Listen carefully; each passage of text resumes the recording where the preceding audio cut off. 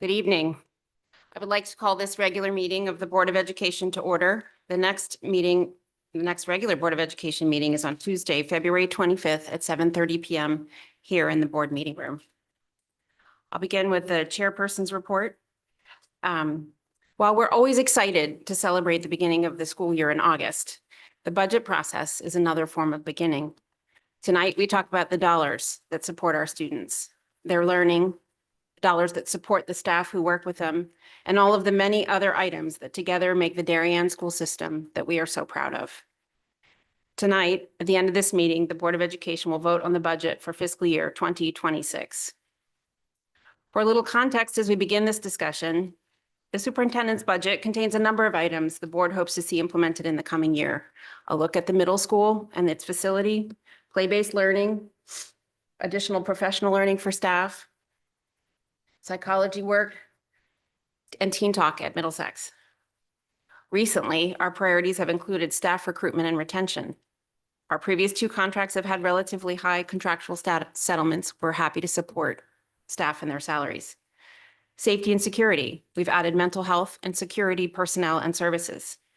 Student services, another longer-term major focus in recent years. This has included special education, personnel and tuition, additional assistant principals, additional psychologists, and school counselors. Facilities. We have a capital plan. You see those numbers in the Board of Ed budget, but the numbers you don't see are the debt service in $260 million in construction costs for Oxbridge and Hinley Homes and Royal. And as I mentioned, our middle school will need renovation in the near term. Recently, there's been a lot of talk about inflation. In reality, the Board of Education budget is mostly driven by contractual settlements. It is not largely driven by inflation. There's a few numbers that are up and down. It's certainly not exempt from inflation, and inflation is embedded somewhat in those contractual settlements. There's an increase in transportation. A lot of that has to do with driver shortages. That's not so much inflation driven as post-COVID, a lot of drivers left the profession and there have been less. Where we do really see inflation and where you saw it was in HHR. Those numbers went up because the cost of construction, labor, and materials went up quickly over the period of time between when we started the project and when we actually went out to bid. Our 10-year average for yearly budget increases is 2.72%. About 3 years ago, budget numbers started to trend higher in the mid 3s to low 4s. And last year, our budgetary increase was 4.73%. We also, during that year, applied to the Board of Finance for 3 additional appropriations, $775,000 for vehicles so that we could lower our transportation costs at a rate of approximately $1 million a year, $1 million for additional security enhancements to a number of our school buildings, and $181 for fiscal year 24 for differences in special education costs and reimbursement. So with costs up and a lot of different needs, we continue to have conversations about how to best spend our dollars. We know going into this year that our community and our board continue to value high educational quality and a high level of service and support. We are experiencing ahistorical cost increases, and this is not a one-year problem. Next year is projected to start at 5.11, the following 4.46, and the following 4.34. Costs that have gone up are unlikely to come down over the next couple of years without external intervention, such as state aid or regulation. We are, as I mentioned last week, we are excited to hear that there's hopefully some respite coming in special education, but that's not until fiscal year 27. Additionally, some of our cost categories are likely to continue to increase. There's been limited room for investment for a number of years. We've mostly invested in emergencies or things that are more limited in scope, and Darien is not unique. Budgets in communities around us are impacted by the same or similar cost increases. Like us, most other DERGAs are reviewing budgets in the mid to high 4s. So with that as a backdrop, we are endeavoring to best support the needs of all of our students, all of our staff, all of the things that they need to make that work, and all of the buildings that they all work and live in, or not permanently. Okay. With that, I will move to public comment. We've heard quite a bit from the public over the coming, I guess, about a month. Thank you to everyone who's engaged with us, shared their thoughts and feelings. We've heard from parents. We've heard from a couple of students. We've heard from various members of faculty. We are listening. We thank everyone for speaking. There's been quite a bit of input that's been helpful to us as we've been going through the deliberation process and that we will continue to go through this evening. Cass has the instructions. If anybody in person or online would like to participate in public comment, please approach the podium or use the raised hand icon and wait to be recognized. Once recognized, please state your name and address for the record and note that you will have up to 3 minutes to comment.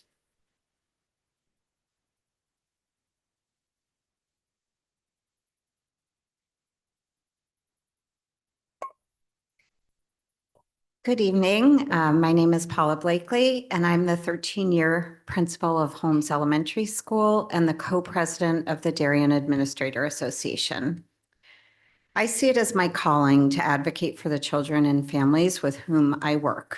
All of the principals, assistant principals, department chairs, and directors are also here due to this same calling.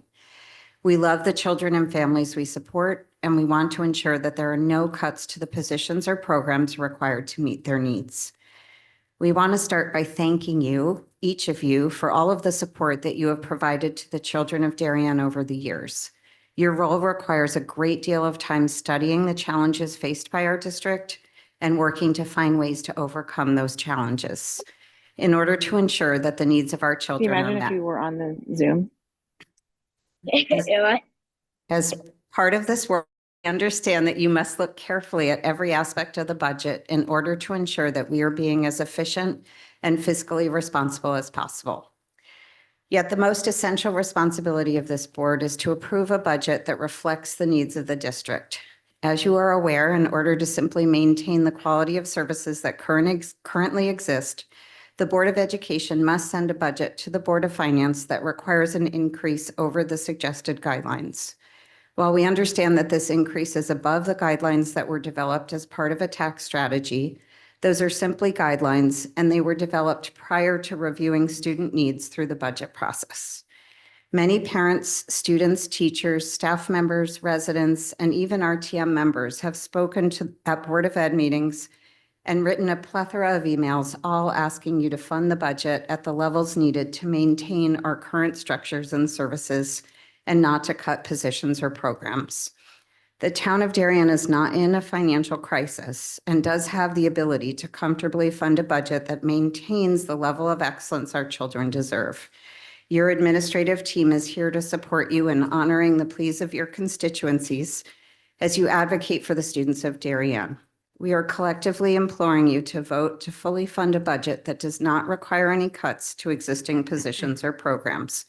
Our children and our community count on you to advocate for them, and together as students, parents, community members, educators, and the board, we can make this happen. We know that you share these same goals. Thank you for all that you do.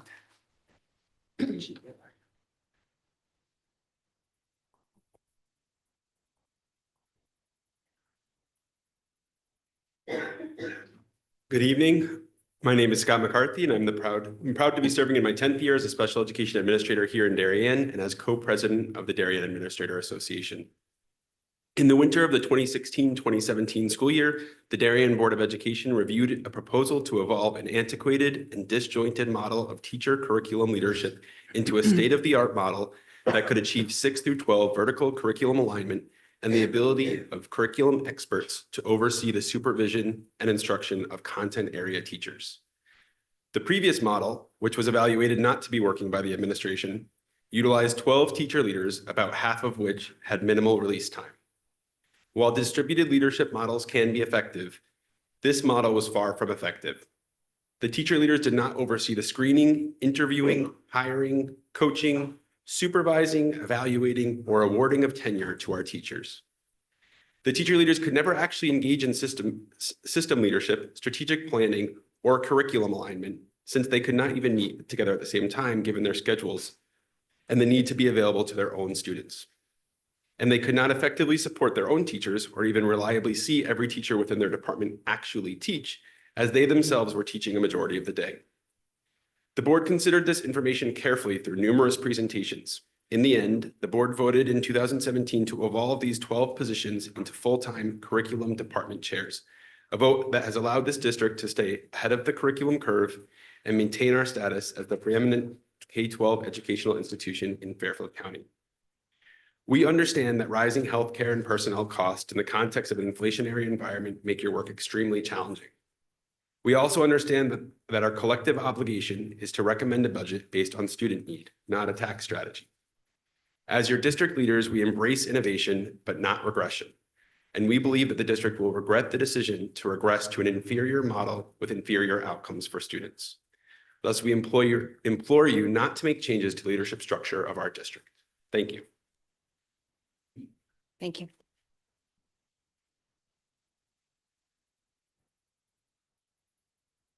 Anyone else in person? All right. Hello, Laura Pesh Gray. I am just a concerned parent tonight. I also have other titles like CDSP rep for the high school and Music for Youth, but I'm here tonight just speaking on behalf of a parent that's concerned. When I tell people that I live in Darien, Connecticut, their first response is excellent schools. Most people in this town don't get involved, don't come to Board of Ed meetings because they trust the system. They trust Dr. Adley and all the members here that you will fight for what's in place and the systems currently in place to make our schools excellent, like the paraprofessionals, the IDEA program, the team structure, the small class size. They also have faith in Dr. Adley's willingness to make the right decisions and fight for us. I've also met with the Board of Finance people who I really appreciate their time and attention.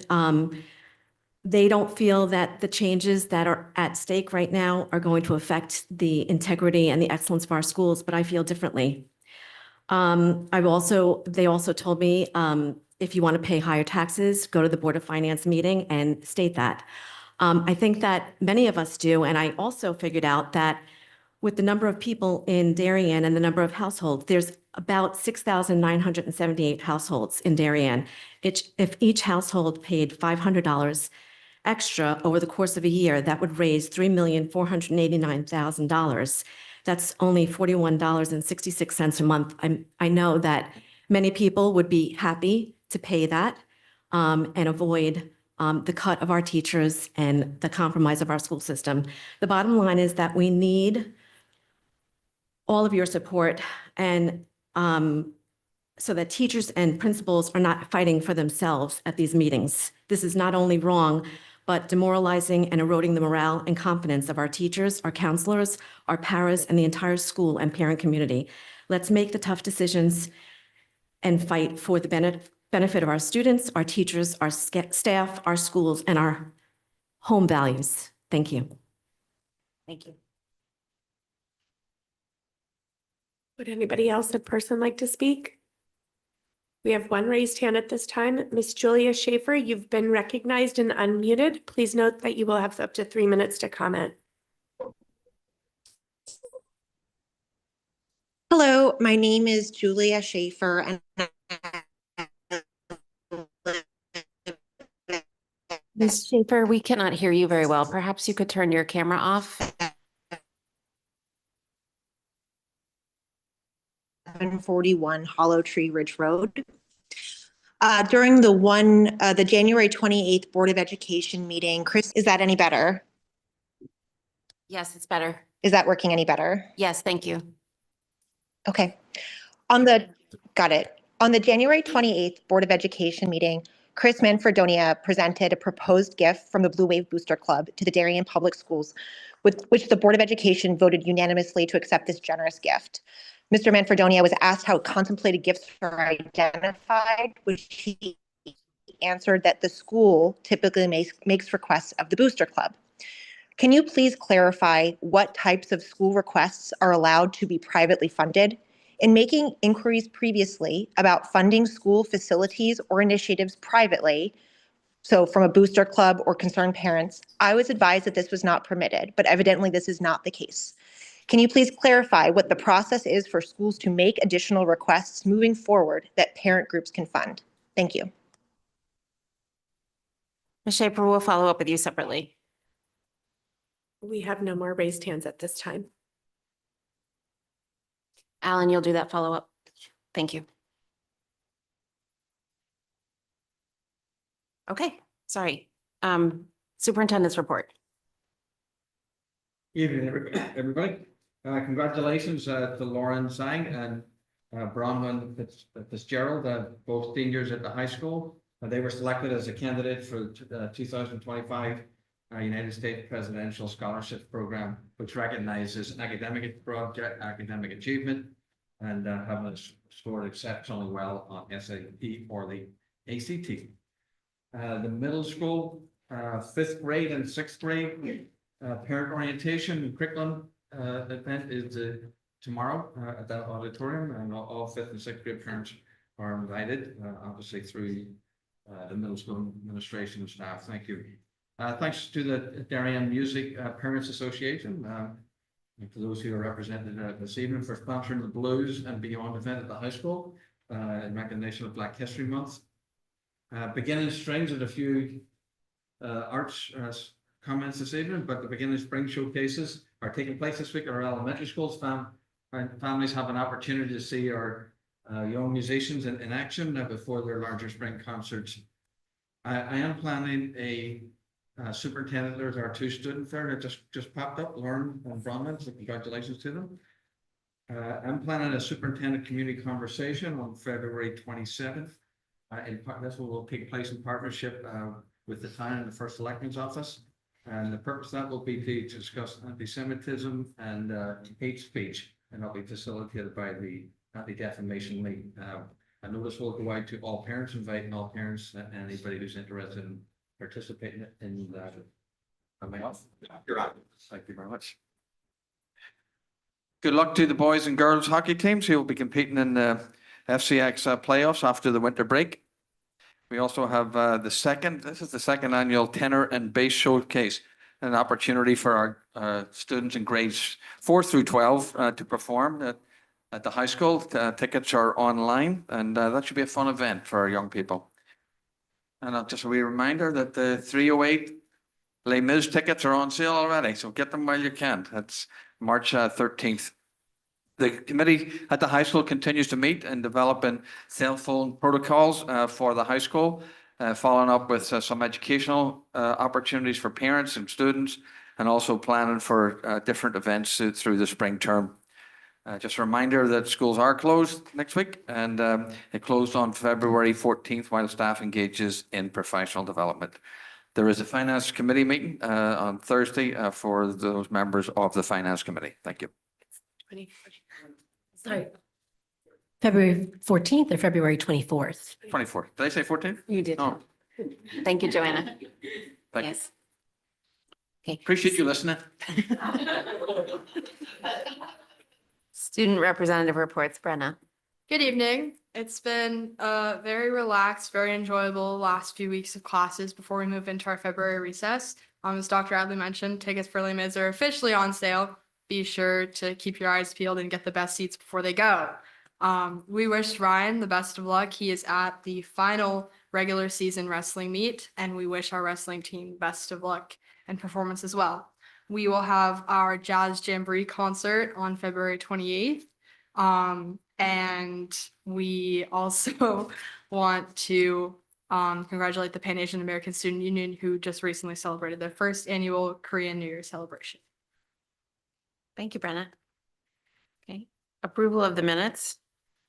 May I have a motion to approve the following minutes of the special meeting held on January 28th, 2025, minutes of the regular meeting held on January 28th, 2025, and minutes of the special meeting held on February 4th, 2025. Sarah, seconded by John. All those in favor? That is unanimous. Thank you.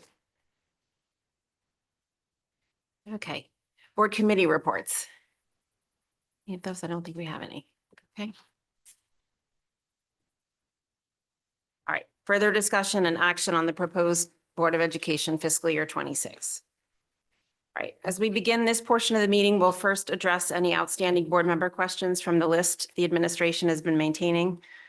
Rich, this format of doing the list has been really helpful. Thank you. Following that, we'll discuss any additions or subtractions to the superintendent's proposed budget. We'll follow a similar amendment and voting process as we did for the Board of Education budget last May.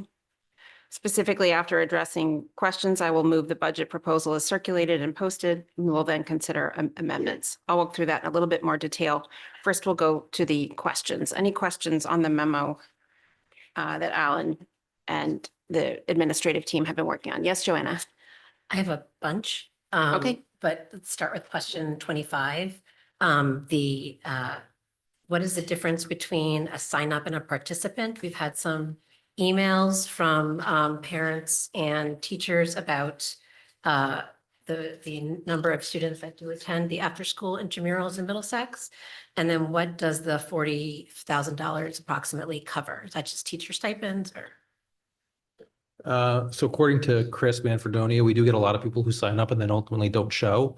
So there's a number of like intramurals. So there's, I think, volleyball and things like that. So it's about 20 per sport. And so the money is $2,500 for things, so like equipment, and then the rest are salaries. Okay, Robin? Just to follow up to that, what is the current enrollment in the Middlesex intramurals program? So it's about 20 participants 20 participants total? per sport. So there are some duplicate kids who might play more than one, but according to Chris, it's about 20 per sport. And then is it seasonal? Is that why there's 109 in them? No, so 109 is who we had necessarily sign up, but then again, we don't have a lot of people who always show up. And so it's like, it might be 20 for sport 1, 20 for sport 2, and then 20 for sport 3, for example. Sorry, are those sports running concurrently or are they running So seasonally? some are run concurrently and then some run seasonal. Okay, So it's not all, let's say, in the fall, it is split between the spring, but there's more than one sport per season. okay. Go ahead. Just one follow-up. And year to date, we've spent about $8,000, at least based on what's in the budget book. But the budget for the full year for this coming year would be $42,000. Can you explain, are there just not a lot of fall sports that happen, or is the bulk of the cost in the spring? Historically, we've spent close to that 40. It's fluctuated depending on the number of students who participate, anywhere between 30 and sometimes a little over 40. Participation is lower this year compared to last year, which is why the numbers are lower. But we do have more sports in the spring. Thank you. Who else has questions? Joanna? The question 70. Which Sorry. number, Joanna? Question number 70. These different consultants that are listed, are these listed as because they're the people that we use this year and they're like placeholders for next year, or these people were already contractually obligated to have come back next year? Oh, and these are ones that we have planned for next year. Okay. But they're not contractually obligated or they are? So it depends on the consultant. So the depends. medical advisor, for example, you have to have by state law. If for the insurance consultant, if you want to go to market, you have to have an insurance consultant. The ADL, for example, we did do this year and is in the budget for again next year. Multisensory reading, I think, is for next year, which is sure. Thank you. Okay, Joanna? I mean, no one, okay. Can we expound upon what each of those consultants do? It sounds like some of them are requirements per state, but what about the other ones? So Amy can talk about the literacy consultants and Shirley about the multi-sector.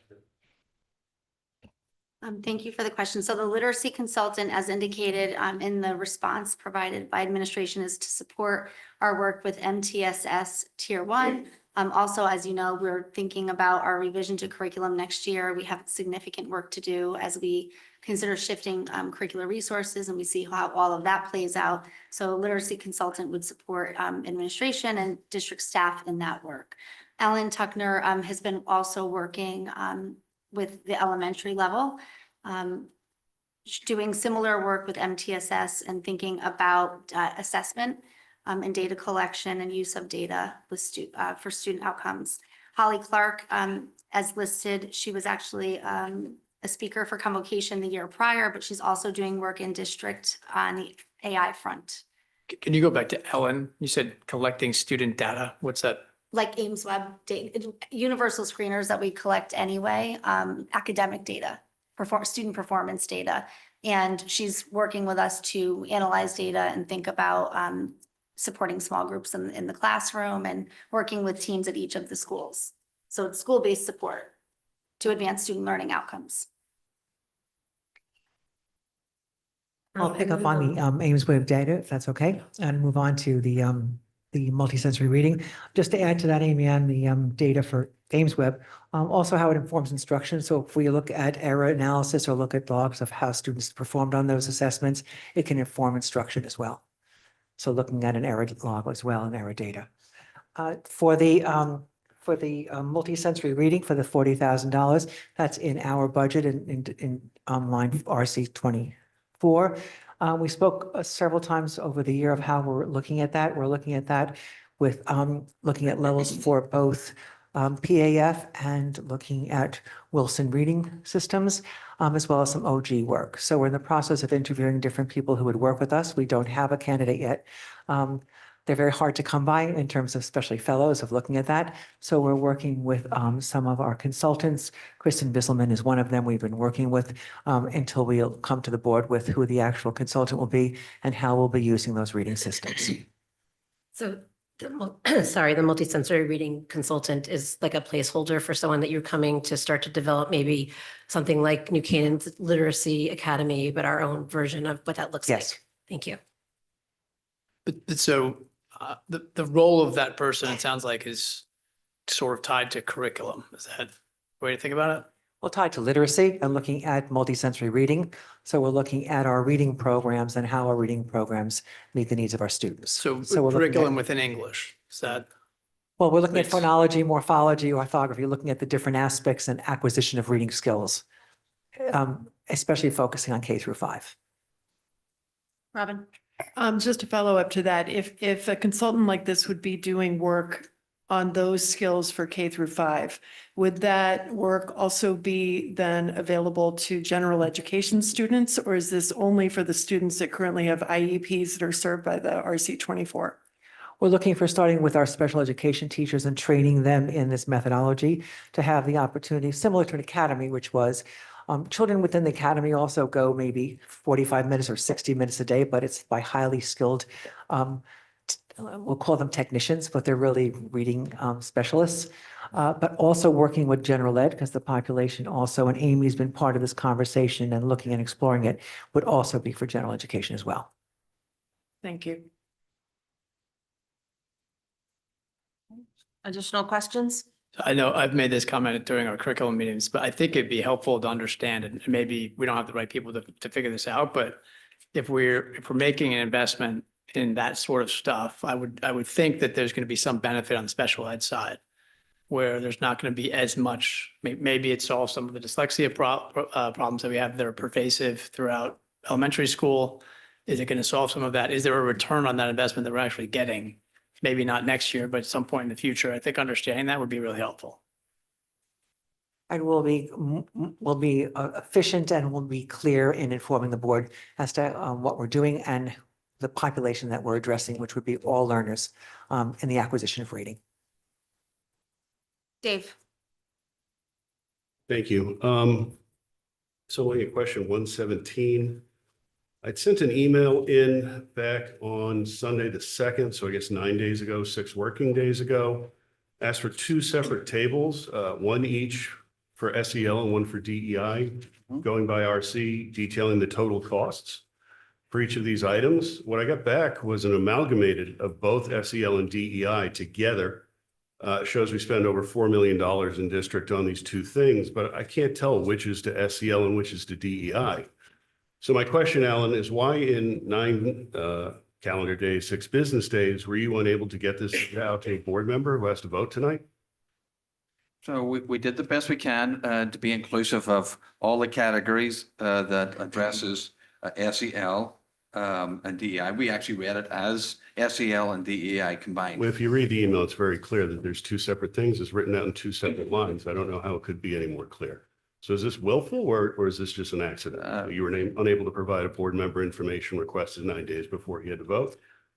I'll respectfully, I'll answer your question. No one's trying to be evasive or otherwise. We're trying to be actually more inclusive of it. Do you think this is acceptable?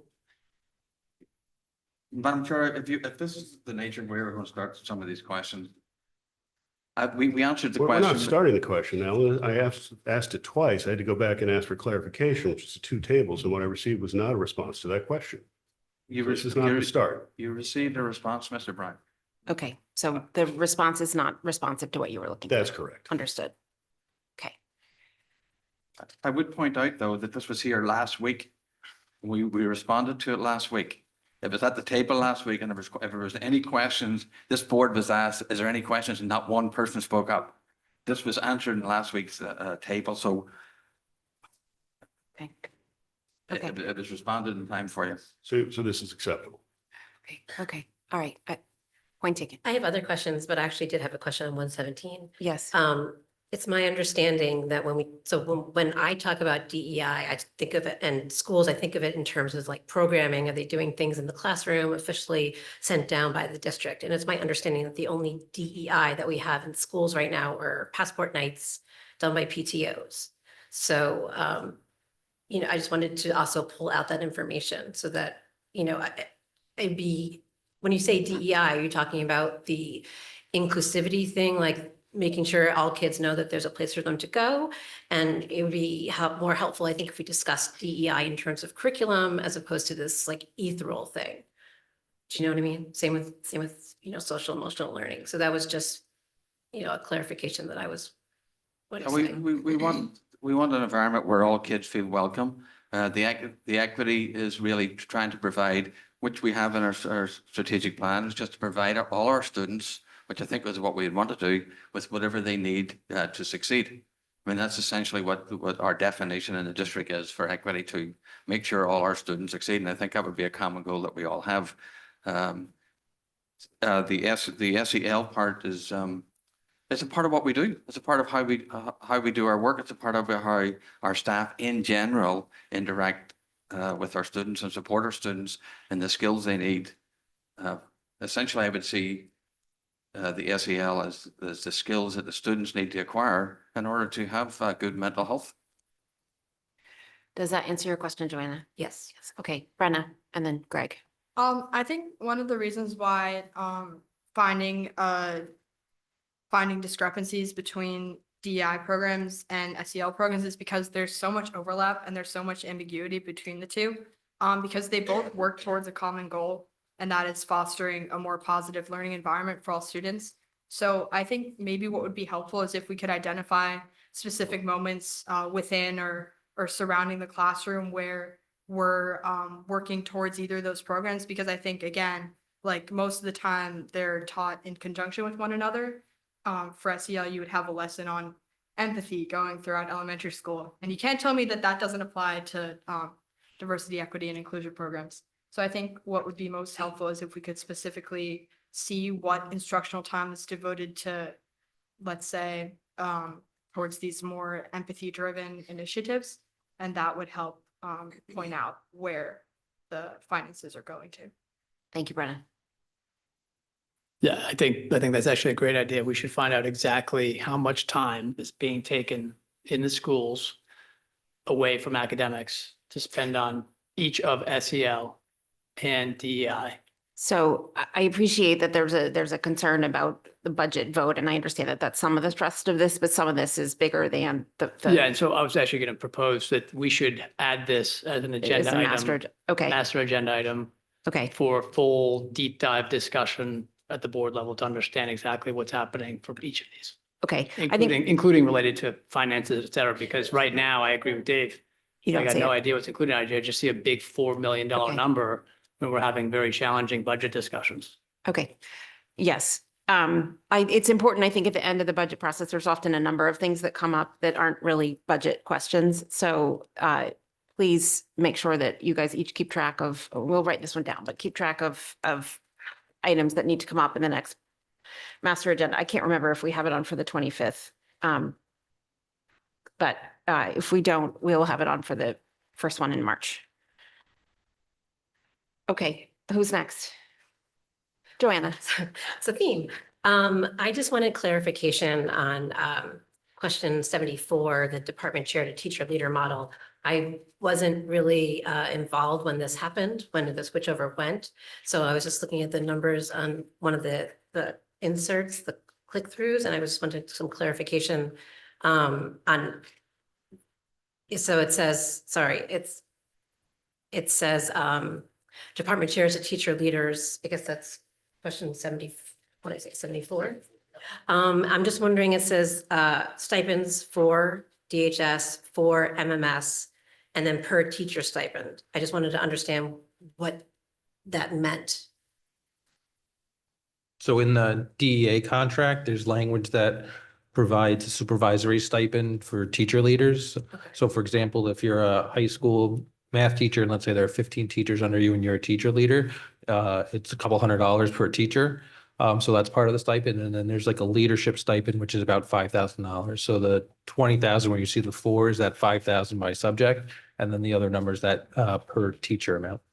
Okay, so the idea would be that there's 4 different additional teachers that get stipends? So instead of having a department chair for English, social studies, math, and science, there's a teacher leader for English, math, social studies, and science, and then each would get that stipend if it was a teacher leader model. So each would get that 5,000 and then that $200 per teacher, depending on the number of I teachers. see, so they get both. Correct. Yeah. Okay, thank you. Other questions? Can we ask questions on the spreadsheet as well, or just to the Q&A? Just have a clarification question on. Sure, go on ahead. The, there's one of the software items that's on the list is related to staff evaluation system. I just want to understand, like, what is that currently being used? If it goes away, does that mean there's no evaluation of the staff, or like, what is that? What are the implications? No, it is currently being used. Mark, if you want to just talk about the plan, what we have. Yep, so we've been using Technique LLC for a staff evaluation system, but we're piloting, a couple of teachers, administrators are piloting using the Google Suite, which has been used successfully in another district and will come at no cost. Amy and Barry Palmer and I have watched a demo of it. It seems to be very user-friendly and will give us access to all the data we need, but there's absolutely no diminution in the evaluation of staff. If I can just add on the, this is really a software program that is holding the narrative data that is composed by the administrator and reviewed with the administrator and teacher together after an observation of practice or a reflection of practice. So as Mark said, there wouldn't be any change to our process. And to be honest, this is one of those things that with our PDEC committee is something that we were looking at to make the technology more efficient for teachers anyway, so that the work is becoming more efficient for both the administrator and the teacher. Other questions? Joanna? I have it written down as question 94. It says that the special education substitute line is 140,000. And I just wanted clarification that that it's my understanding currently does not include school psychologists. And how much would that be if it did include school psychologists? So our subs for psychologists have either been covered by the interns that we have or are considered long-term subs. So they're typically out for a while. I don't believe we get daily subs for psychologists. So if for instance, the intern program was no longer in effect, what would we do? You're probably looking at someone at like $600 a day if you could find them. So it would be dependent on how long somebody's out. So it would be a significant cost over and above the intern program. I would just add to that, it's not typical that you would have psychologists unless it was a long-term absence. It's not a position that you typically fill because there's a relationship with students. And if it's for evaluations, we would assign another person to do the evaluations or contract if we needed to do that. So if you're contracting out for evaluations, do we have an idea of how much that usually costs?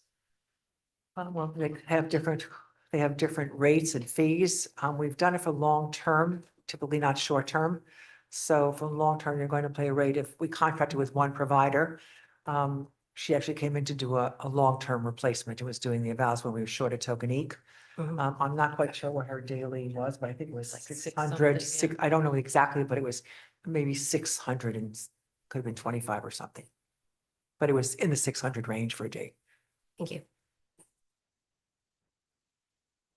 Any other questions? Okay. So following this, we'll move on to the amendments of the budget. In this next portion, we look at the budget itself and discuss any additions or subtractions. As I said, we'll follow a similar amendment and voting process as we did for the Board of Education budget last May. I'm going to start the conversation by moving a budget proposal. It's in front of you guys. It's a paper in front of you. It's posted online. Amendments to amendments are permitted. So I'll make an amendment. If you'd like to change something about it, you're welcome to do that. If whether that passes or fails, then you're welcome to make other amendments, either additions or subtractions to the budget. This process allows us to prioritize. After all amendments have been considered, we then move on to vote for the full budget and then the capital budget. At that point, the budget becomes the fiscal year 26 Board of Education budget. I look forward to a productive discussion. Administration is ready to address any remaining board member questions before we vote. I'm proposing a budgetary amendment with two goals. The first is to prioritize student classroom experience, particularly for our youngest learners. It maintains 2 paraprofessionals in each elementary school and supplements them with 1 intern to support substitute coverage. The intent is to more fully support teachers and paraprofessionals by enabling the 2 paraprofessionals to focus on their classrooms and the intern to support the necessary substitute coverage identified during the budget process. Additionally, it keeps the same number of adults in each elementary school building. The second goal is to remove the additional fees for the non-SEAC sports. The budgetary adjustment does so by reducing services in other areas that are not directly delivered to students in the classroom. It also attempts to spread the impact of any efficiencies thinly and broadly. Thank you to the members of administration and the board who have looked for these additional options as we've moved through the process here in the boardroom.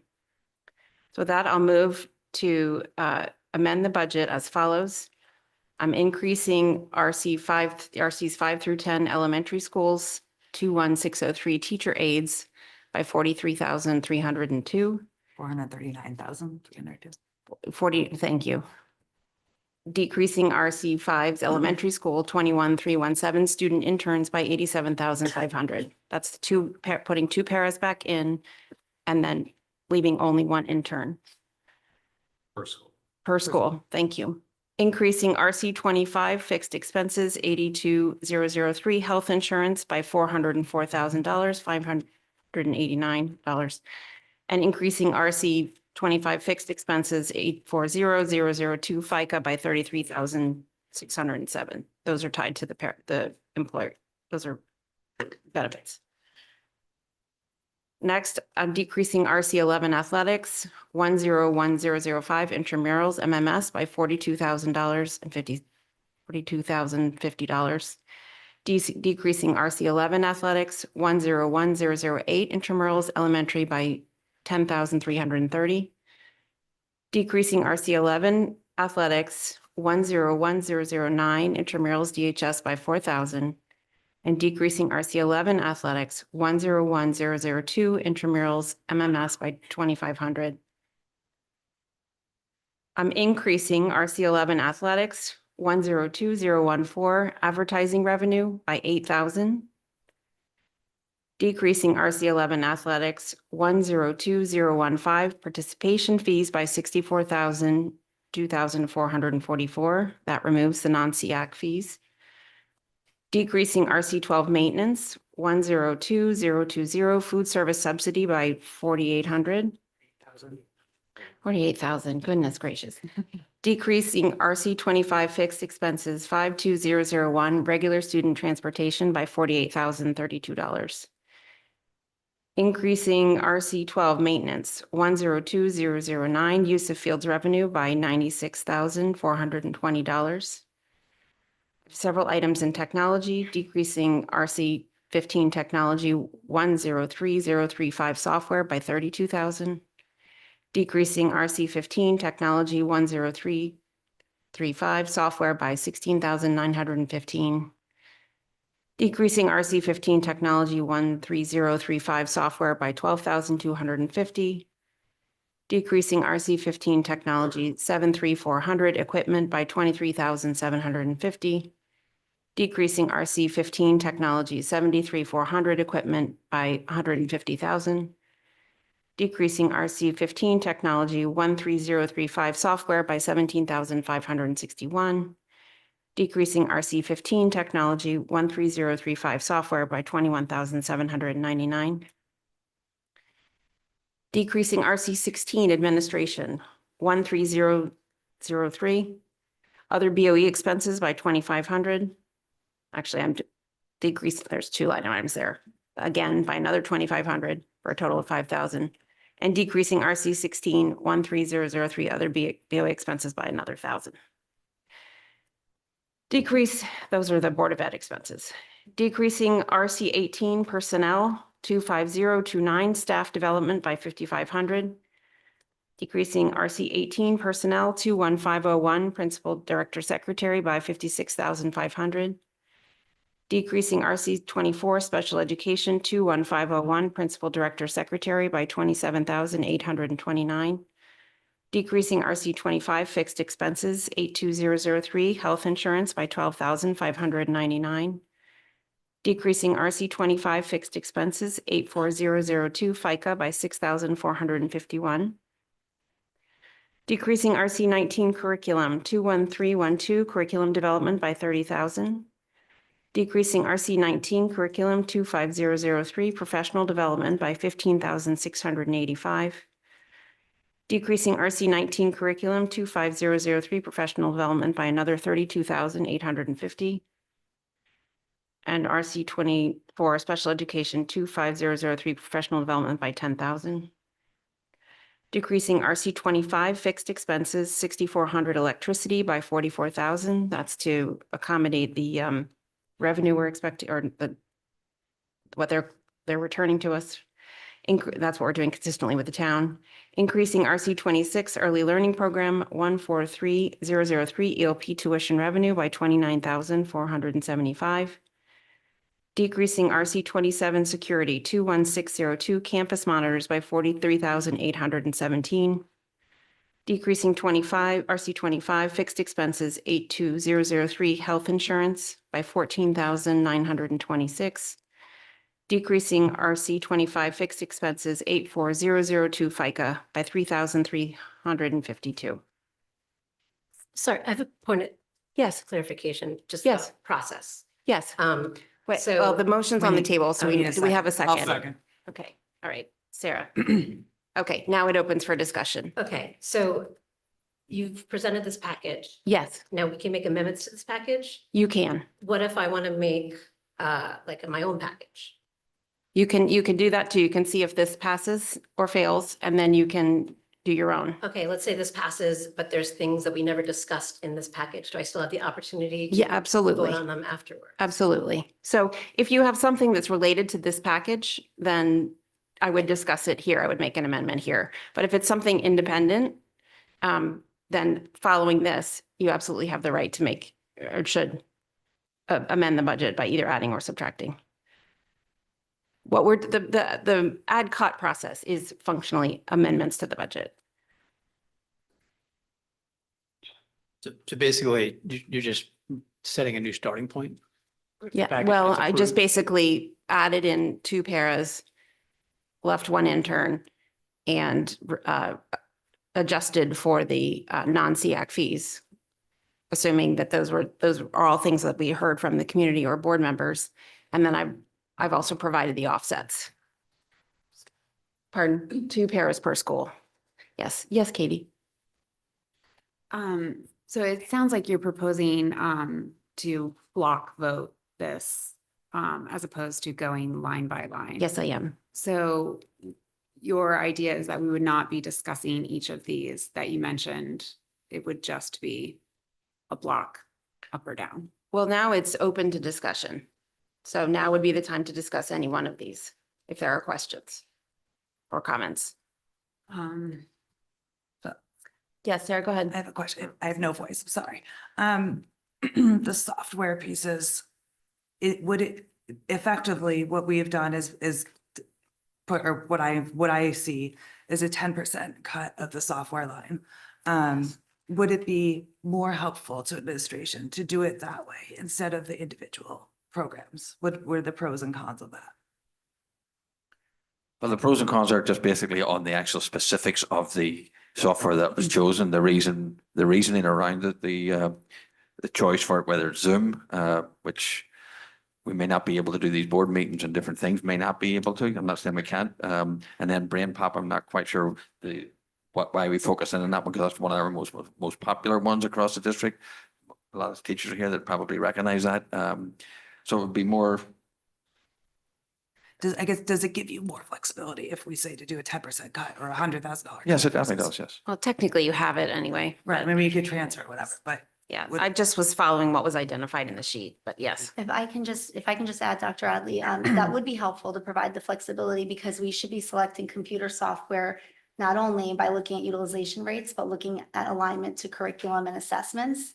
So that would be helpful to us. So I will make a motion to decrease the software line by 10% of what it is, or. What would the dollar amount be roughly? And I think all those adds up to 100,525. If I did my math right. Can you check the math, Rich? Yep. So Jill's motion was 100,525. 10% cuts 110,730. Okay. So that's an additional 10,000. So. I would propose 15. Well, hold on, there's. All right, motion. all right. Yeah. Okay, figure out what the motion. So I'll do. I will second that. The Second, just The a straight, amendment. The a straight amendment to change it to a flat 10% cut. Okay. Now that now it's open for discussion, and this can succeed or fail. Yes, Katie? Are we discussing this amendment within the amendment? Yes, we are. Okay, so I want to just finish the comments that I was going to say before. I am not in favor of this process. I think we have been able to see quite quickly how messy it can get. We can have multiple sub-amendments within amendments, and trying to discuss them in between is going to be very confusing for everyone. Additionally, I don't think that this puts our priorities in the right place by talking about these blocks as if they are all the top priority, when really they were brought by one, at best brought by one person, and at worst, done in a non-public way by multiple board members. I want to come back to the responsibility of the board to have line item review. And I don't think that this package is discussing things based on merit, but simply negotiating to reach a number. And the board has a responsibility to adopt a budget that meets student and district needs, not to back into impossible guidance based on a tax strategy. And anyone who's been watching our meetings knows that there's not anything frivolous in this budget. There's nothing irresponsible. The board has gone through cutting catering, cutting speakers, not having new initiatives. And frankly, the district is operating for the second year in a row at a deficit. And I feel that everything is in triage. And I feel very strongly that we need to return our focus to the impact on classrooms, teaching and learning, and that we need to do our responsibility of going line by line so that it's based on merit, as opposed to negotiating and triaging a package or backing into a ceiling. Well, I disagree. If board members don't want to do it this way, then we can quickly call a vote and it can succeed or fail. But I think what we found last year was that and we found in previous years, frankly, that the ad cut process didn't allow board members to talk about what their priorities were against one another. So this is an attempt to say that based on the conversation that I've heard and what I've heard at the board from the public and from the board table, that these are two priorities that the board shares, and that these would probably offsets that the board would be willing to make. And so it's a starting point for us to figure out what our priorities are, I do believe that we have a responsibility to think about our overall impact. I don't think that's the same thing as backing into a number, but I do think we need to understand how much, what our budgetary increases are year over year and think responsibly. I think we're elected for that purpose, to think about how many dollars we charge and how we use them. That is embedded in our responsibility. To pretend that we can only build bottom up doesn't work. If we want to do that, then we should have 3 teachers per classroom. We should have a lot of different technology. We should have significant professional development. We should run school year round. So I think we have to be very careful not to just build bottom up. I think there's a happy medium. So I'm looking for a hybrid that puts us at a responsible budget number and gives us an opportunity to talk about priorities. Point of clarification, Jill. Yes.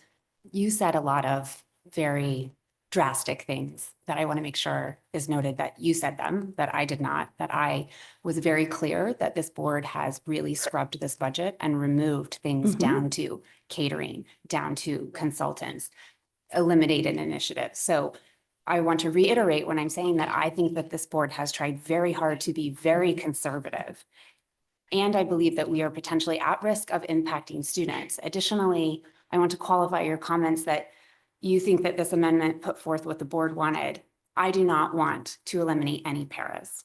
So that is not putting forth something that there are multiple things in this package that I take issues with. And I think we need to discuss them all based on merit. Then please talk about them. So I think we have right now a motion on the floor. Yes, which is the amendment. So do we want this motion has a second? The motion is to amend, to decrease RC 15 technology 10305 software. By 10%. By 110,350. Yes, okay. 731, sorry. So In place of the specified. Yes. We just be specific about which Just software. Just in general. I'm proposing a 10% cut. She's removing the level of specificity that Point of was in the ad clarification. cut list. Point of clarification. Yes, Katie. So we've never done this before. So I'm not in favor of the amendment, and this is an amendment within the amendment. So I might be in favor of switching from cutting specific software accounts. I might be in favor of the 10%. I am in favor of that over picking these specific ones, but I'm not in favor of this amendment. So how do I proceed when there is a sub-amendment within a larger amendment that I do not support? Well, this is just parliamentary procedure. There's a motion on the floor. So Jill, how do I proceed when I, So if in a you're not- sub-amendment that I don't So support if you the whole? support this particular motion, the 10% decrease, then you vote for this But one. this is not, No. we are not voting on this line item as a piece of the budget. We're only voting on this as a Right. piece of an amendment. Correct. So then you'll vote against the entire amendment when it goes up for a vote. So, And then you can so for decide. anyone who is not interested in this entire amendment, we could waste a lot of time going through detailed sub-amendments only for the entire amendment not to pass. Good. We could. Okay, so I'll call, is there any further discussion on this specific amendment? Otherwise, I'll call it for a vote. All those in favor? Okay, that is 1, 2, 3, 4. So that's Sini, Parent, McCammon, Nelson, and Dennis. All right, all those opposed. That's Walsh, Grambling, Brown, Lublin. All right, that's 5. The motion passes. Okay. Any other amendments to this? Yes, Joanna. So I had a lot of, I've been thinking about this a lot since you called last night. Yes. And like Katie, I don't think this is the appropriate way to do this, and I've expressed that to you. And like Katie, I get stuck because there are things maybe in this package that I want or don't want.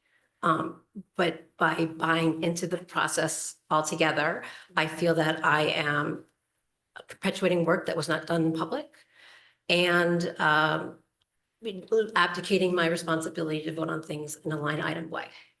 There is nothing in this that was not raised publicly as part of the overall process of putting But forward the the way that spreadsheet. you've put it together and made decisions about what are our priorities and aren't our priorities was not done publicly. Well, I'm putting forward a proposal. You have it in front of you. And if you don't like it, you can vote it down. But this is the public, this is the deliberation process. You can do work on your computer at home.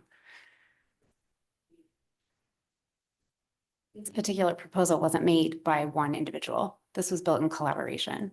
outside of the table. Well, the executive team worked together on it, yes. Which is 3 people. Okay. All right, any further amendments to this package?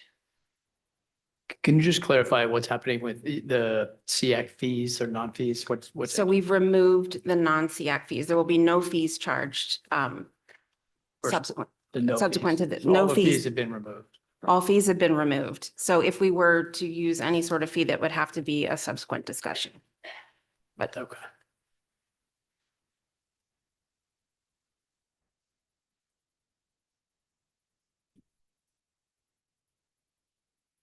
okay.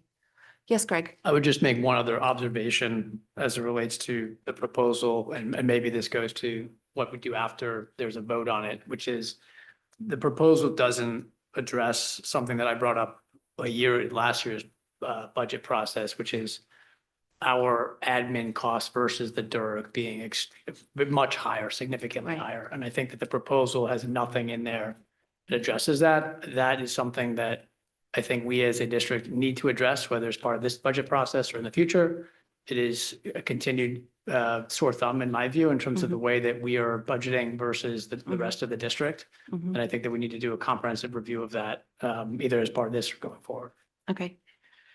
I haven't recommended it as part of this. I do think that is, the point is taken. My personal recommendation is that that be an item that we look for. I think there's a couple of things we want to do that we've identified we need to look at over the next couple of years. Some of them are investment related, like some of the work on literacy that was just talked about. Some of them are and other types of programs that we might want to build, some like the bus depot, some of those things, other than the things might be more efficiency related. And we've talked about some of that here. So I do think we want to be talking a couple of years at a time going forward. So I am not recommending changes to administration right now. Right. Any other discussion on this amendment? All right, with that, I'll take a motion, or sorry, I'll call it You for a made the vote. motion. I made a vote. I made a motion. I need to call it for a vote. All those in favor? That is John, Sarah, Jill, Robin, Dennis. Okay. All those opposed? That is Katie, Joanna. All those abstaining? That is Greg and Dave. The motion passes. Okay. All right, thank you. Now, if there are any further amendments to the budget, please propose them. Joanna. I'd like to propose putting 5 more paras back in the budget. Okay. Second, all right. Is there any further discussion? Yes, Katie. Thank you. We've heard a lot of public comment and we've received a lot of emails about paraprofessionals, but we haven't had a discussion at the board table. And this is really important. Admin is suggesting that there is a problem with class coverage and that I feel that paras are taking the blame, and we do not seem to have a problem with the paraprofessional model or performance. And I think that is really important to state. It has been made very clear for anyone who didn't know prior to this budget season that our paraprofessionals are a wealth of knowledge and experience and truly invaluable to our district. I've said this before and I'll say it again. I do not believe that we should be making operational changes during budget season. And I certainly don't believe that we should be cutting invaluable professionals in order to hit a target. You know, as I said, we've received more emails and public comment than I could possibly even estimate. And it's important to notice that every single one has implored us to maintain instructional aides in the elementary schools. We have not received even a single one in opposition. Additionally, I want to say that interns are uncertain and must be replaced every single year. That's why we currently don't have them. Not to mention that they are students and they require supervision from our teachers. Interns could be a great return to our district, but this is not a substitute for instructional aides. We need to think about what we are asking of our teachers, how instructional aides support them, reduce burnout, and therefore aid retention rates. Additionally, we need to ask ourselves how education in Darien has changed in recent years and how we expect it might continue to change in future years. This has not been discussed at the board table, but it's important for the public to know. I shared a document with the board yesterday that I created and compared instructional aids in Darien. Starting in the 2018 school year, which is when elementary class size guidelines were implemented at current guidelines, we had 23.5 paras allocated across 5 elementaries based on student populations, with ratios across the 5 buildings ranging from 1 to 86 to 1 to 97. This year, we only have 15 paraprofessionals, and it's 3 at each building, regardless of student population. Roya's para to student ratio based on expected enrollment at the time the budget was adopted is 1 to 112. Ox Ridge's current is 1 to 172. Reducing instructional aids to 10 next year would leave Ox Ridge with a ratio of 1 to 264. How is this equitable? How is this the model that we want to be moving forward? How is this giving at all our elementary students the same experience that our current high school students had when they were in elementary school? Once again, we've had no discussion outside of budget. We have had no flaws found with the current para model. And yet here we are casting blame and eliminating a vital resource in our elementary school. Marge, do we assign paras based on ratio anymore, or do we now use sections? No, we decided not to do that because really paras were not meant to be in grades 3, 4, and 5. So using those students as part of the ratio didn't make sense. Thank you. Okay. Any other discussion of this item? I just want to make the point that we're not casting blame. Like, if my paraprofessionals are here, I value what they do.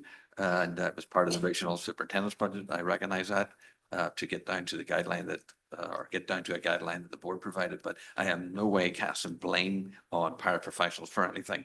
There's some of our, as you say, Katie, they're some of our most dedicated, hardworking, loyal people. Okay, Joanna, and then Robin. I just wanted to point out that also we not only received from parents and paras themselves, we also received emails from a significant number of teachers. 4 out of the 5 buildings wrote us letters signed by the majority of the educators in that building, supporting keeping the model as it is now. And also I would like to kids that are in high school right now had the benefit of instructional paras in a much more fluid environment than they do now. And I think even going down one more is just chipping away at something that's been chipped away at for the past 6 or 7 years. Which is why that year-over-year outlook really matters, because I think one of the things we've tended to do as a board is add staff, but not talk about the impact to the overall staffing mix. So we've added SSOs, we've added psychologists, we've added assistant principals, we've added what? Psychology. Yeah. So I think that's one thing we need to get better at, is because it does impact overall pressure on the budget when we just add up and don't talk about what we want our mix to be. Go ahead, Robin. I do want to clarify that the original budget was taking out 15 paras.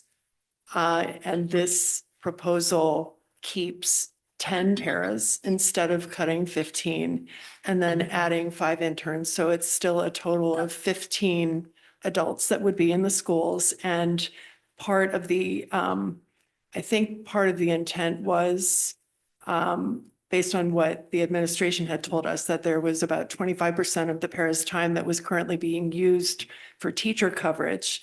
And with a 10 para model and 5 interns across all 5 schools, that approximates about a 25% FTE, basically, numbers of people that could help with coverage to allow the paras to actually do the instructional aid work in the classrooms that is intended for them with that role. And so I would hope that this could be an effective compromise to allow the paras to really fully function in that role, as opposed to covering for teachers, which really was not intended for them to do. And the student interns would be qualified to do that. I appreciate that, but what I am arguing is that the substitute issue should not be solved by eliminating the number of pairs we have that are in the building to do what they're supposed to do. If we want to talk about giving more support to our substitutes, I would add back in the interns and keep the 15 paras. Okay. Any further discussion? What's the, what's the cost of adding the 5? What's the cost of adding the 5? Whoever made the motion, I mean, I have it down as 339,700. $339,000, 700. Typically during ad cut night, Rich will provide that. Is that an option for tonight? Well, I think it's correct, right?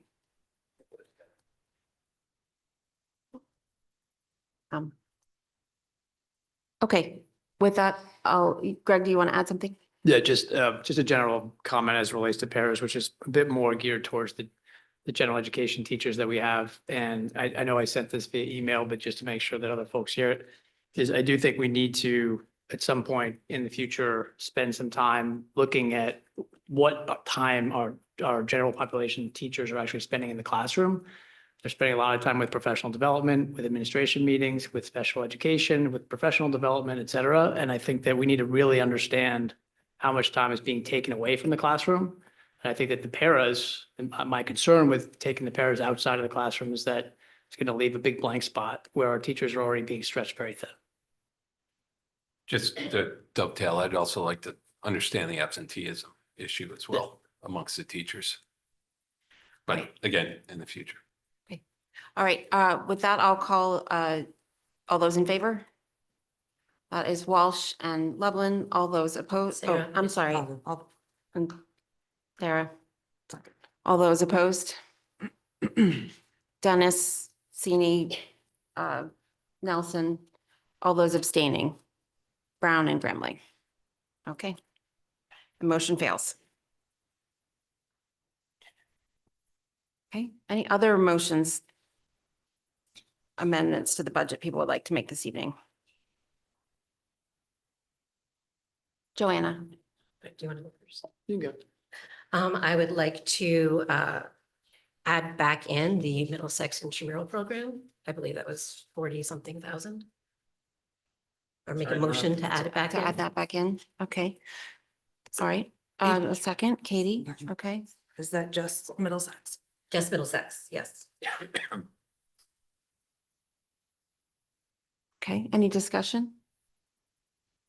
So we have also heard from a lot of teachers and some parents that this is a well-utilized program.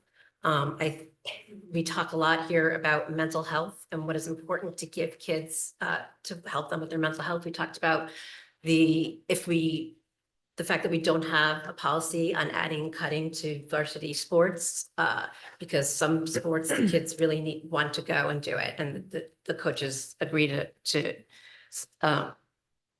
do that. This program allows kids who haven't specialized in sports starting in kindergarten, first, second, third grade to decide, to find out if they have an interest in it. It is inclusive of anybody, whether you do play a sport or you don't. I know there's other, I don't know if it's like a Fairfield County thing, but other schools in the state of Connecticut, their middle schools do have sports. So there's another opportunity there where they can go and they can see if they like a sport or if they're good at it or meet other people. We don't have that model here. I've been told it's because we do a lot of club sports and there wouldn't be enough people to serve on the teams in middle school. Maybe it's something that's just not done in the county. I don't know. But the fact that we do have this opportunity for kids who don't otherwise have a chance to go play sports, move their bodies, meet new people, I think taking it away would be signaling that we only support some ways of some athletics and not all athletics. Okay. Yes, Robin. I agree. I think it does add a lot of value to our middle school students that might not even have an after-school sport. I do have a question though for Rich. Given that currently we have less participation this year, around what you were saying, maybe 20 students per sport, and it's a budget of 42,000. If the number of people that sign up, if we kept it and the number that sign up is less than what the 42,000 would be, would that end up just being a potentially unused funds that would be a transfer? Correct. Or, okay. And because I know the past few years it was running more at about 37,000 per year roughly on an annual basis? So over the last 5 years, it's gone from 45 to as low as 20. The 20 was during COVID. So obviously a little skewed, but typically in that 30 to $40,000 range. But we have to fully fund it in the budget at the 42,000 Correct. level. And then depending on participation, it could end up being lower. Correct. Okay, thank you. Sarah? Is there anything precluding a private company like during after school, whatever, doing a similar thing at the middle school? They could. They could. Yeah, there's nothing precluding it per se. I know there's stipends for people in the contract, so that's probably that would be a discussion point at least, but it's can't say other than that. That's Right. obviously a hurdle. But So if this reduction did go through, there would be potentially ways that there could be after-school programming through be. private partnerships. dependent. Yep. Right. They would like to do it, certainly. And if they did do it, we'd certainly utilize our staff would be I would think offered a lot of the positions if that was the case, but that remains undetermined. Thank you. Katie? Just a point of clarification to Sarah's question. I believe that Darien After School runs by charging students fees. And one of the things that is special about this program is that it operates at no cost to students, which creates it to be a unique environment where students can come and go as they please without fear of missing a deadline, without fear of missing a practice for something else. It truly, I almost think that this program could be categorized under our mental health and physical health well-being here. We've talked to the board for a while when it comes to things that are extracurricular about not wanting to limit participation. And I think this is an exact example of that. What is so special about this is that it gives kids the opportunity to participate, and in such a casual way that it could be the type of thing where someone gets partnered with someone new in a classroom and is like, hey, you should come and stay for volleyball after school. And then they do. Like, there are not many opportunities where there are low stakes, athletic and environments, social, all of that for students in this town. I think it would be a real travesty to remove this. We've heard some really inspiring stories for how it has provided exactly that, where confidence has grown for students in Darien. Additionally, I feel the need to again highlight the very low cost of this program. It is a very nominal amount in the grand scheme of this large budget. And I would be willing to continue with the theme today and make a sub motion within a sub motion if we need to reduce the amount budgeted for it based on lower enrollment. And if that helps make it more palatable to make it, you know, whether it's a $30,000 or a $40,000 line item, so be it. Is that possible, Rich? I mean, we would talk to Chris Manfredoni in terms of which sports in the session wouldn't run. But I mean, there's no requirement that you run, let's say, 6 a season. You could run 1 a season, 2 a season, 3 a season, whatever. it might You know, be. I wasn't suggesting that we would reduce the program. My understanding was that the conversation at the table was that it's not always as expensive to run it as is budgeted for. Yeah, right, because there's less participants. It's based on Right. on fees. So again, then we're budgeting this 40,000 as if it's going to have twice as many kids next year. Well, not quite twice as many, but we budget it the same way we budget elementary intramurals, for example. So elementary intramurals, we budget as if all 5 schools run. Typically, Holmes is the only one that has run. So with middle school intramurals, we budget assuming kind of like that high point, and we fluctuated anywhere between, like I said, $20,000 and $45,000 a year. So how would you budget it for next year if you were basing it off of this year's level of enrollment? Well, we don't have this year's full level of enrollment because there's no spring. If you were going to budget it, it's based on, let's say, last year's enrollment, you're probably looking at about like $35,000 or so instead of the 42. Great. So You want to make a motion? I would motion to amend to reinstate intramurals, but at a $35,000. I second. All right, any discussion of that?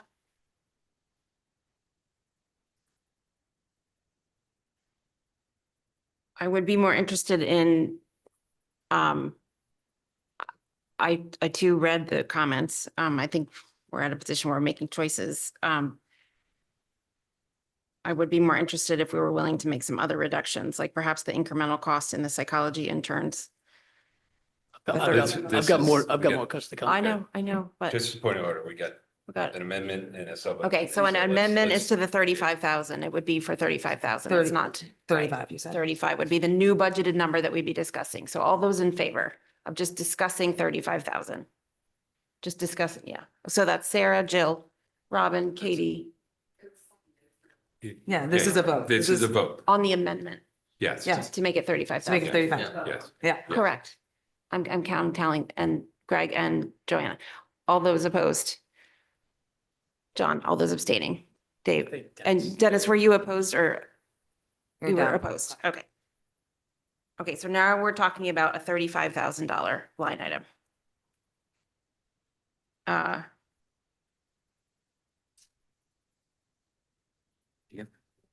Dennis, Question? yes, So going back to Sarah's point about private, can this be done by the Blue Wave Booster Club?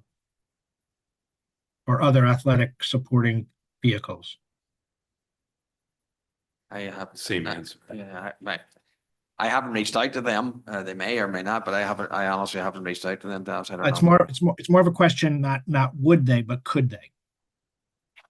I would have potentially, but I would actually have to ask if they have the capacity to do that. I think they probably would because there's youth sports in the afternoon, but that's a wee bit of an assumption I'm making, but. Dennis, point of clarification, you just named them, but there's any other group, I'm assuming. Understood, but it's just a question of Sarah said private. I mean, I guess they're private as well, but I guess the question for me is this a contractual part where outside groups can't donate, or can because it's an extracurricular, can an outside group donate?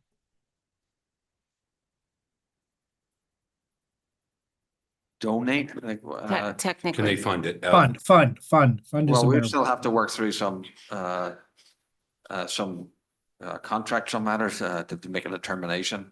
If that all played out, they could, with the board's approval, they could do that, but we certainly would have to work through some contractual matters first.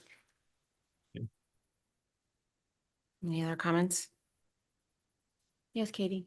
I would just say that, Dennis, while I'm certainly not opposed to partnering with the community to ensure opportunities for our students, I would just say that given the timeliness of this, I hope that we're able to retain this program tonight and look for future partnerships that take more time to develop as we go. All right. Dennis? Sorry, this is not really a point on this, but it's just a point on the overall budget. Just so I can follow along, I think it would help me from being remote that I can't see the screen. So I have an increase of 4.90 currently, and I think we should kind of talk as to what percentages these things bring to the budget as well. But that's The screen's not dynamic. We're seeing the same, it's not being updated here. Okay. It's just a snapshot. But maybe we should kind of talk in this term of where we are and what these add to or take away from the budget. Just my point. Richard, are you doing live there? So you're still at 4.9. If the motion for the $35,000 budget, you'd still be at 4.9. 4.90. Yep. Yeah, because I reduced that software a little bit more, so that. Okay. Okay. All right. Yes, Craig? I'd like to propose to eliminate brain pop. Hold on. Well, Whoa, whoa, we're whoa. not- Let's finish on the intramurals. Yeah. Oh, I thought we were done. No, we have to call the vote. We call the vote Okay. for the 35,000. All right. As amended. All right. Oh, it's just So a push all button. those, all those in favor of funding this at 35,000, Which keeps it at a 5. which keeps us at a 4.0, 4.90. Joanna, Greg, Katie, Robin, Jill, Sarah, And Dennis. Dennis, staying at 4.9. Opposed? John is too. Are you opposed or yes? I'm opposed. Opposed. Did I get everyone? Yep. Okay. All right. No. Any other amendments? Greg, you're up. Sorry, I thought we had already voted. I'd like to propose to eliminate brain pop. Okay. Any discussion? Did we, okay, I'm confused because I didn't vote on the amendment that Sarah made to the amendment, but did we already decide to reduce that line item by 10%? Yes. So this would be in addition to that? Yes. Why brain pop, or is that, or maybe the question is, There's a couple of things that are specific that I think should be in there. Can you speak into the microphone, please? I think there's a couple items, well, we'll start with brain pop. so. Okay, because in their questions, they did say that the reason they use it is because if they didn't, it would incur more expenses to backfill in what they take away, when you take away that program. So there would be other expenses incurred. I don't know if it would be an even swap, but is that correct? Could you just talk about that? Sure. So there would be potentially curriculum writing expenses incurred. That's why we referenced that in the response, administrative response. The other thing I would just point out is these instructional software pieces and that resources that our staff use, they are aligned to the curriculum. And this is one of the most utilized resources in the district. So I think it's very important that we rely upon the expertise of our teachers also in their planning and implementation of instruction to decide what resources we need to help students achieve learning outcomes. So that's just something that's really important to think about. We're hearing from our teachers that this is a heavily utilized support. We see it in usage rates. We know where it's aligned to the curriculum. And those things are all very important to consider in this conversation. May I just ask like specifically why it is that one, Greg? Just Brent, like why you picked that one? Yeah, out? sure. My understanding is that there's a lot of like political messaging within brain pop for our elementary school kids. Brenna? Okay. Brain pop is Tim and Moby, a robot and an unnamed protagonist. And a lot of it deals with science and mathematics and sometimes history. In my experience, sometimes the content could have been older, but I'm not really sure where the fallacies are within brain pop if we're using it as a tool to supplement science or history. But perhaps there could be ways that teachers could outsource that same brain pop content. I mean, I'm sure it's been re-uploaded in ways, and I'm sure it's been made more accessible and perhaps more affordable. Thank you. Okay, all those in favor? What are we voting for? Brain pop. Brain pop, Cutting brain. elimination of All brain. right, that's Greg and Dave. All those opposed? That's Joanna, Katie, Robin, Jill, Sarah, John. Okay, Dennis. and Dennis. All right, what else? Eliminate Zoom. Okay. That's covered inside of that same category, but you want to do it specifically, Yeah, it's incrementally more. fully duplicative with Microsoft Teams. But it could get done with the Right. 110 that we already did, right? Potentially. Okay, Just saying, you add to just, it. you just want to add to it. What's Okay. the cost of All right, so Zoom? do we have a second? Are you seconding that, Seconding. Dave? Yes. The Zoom was on here. Yeah, I got it. And Rich, do you have it? 17.5. What is it? 17.5. 17.5, just, thank you. And then you could do Zoom.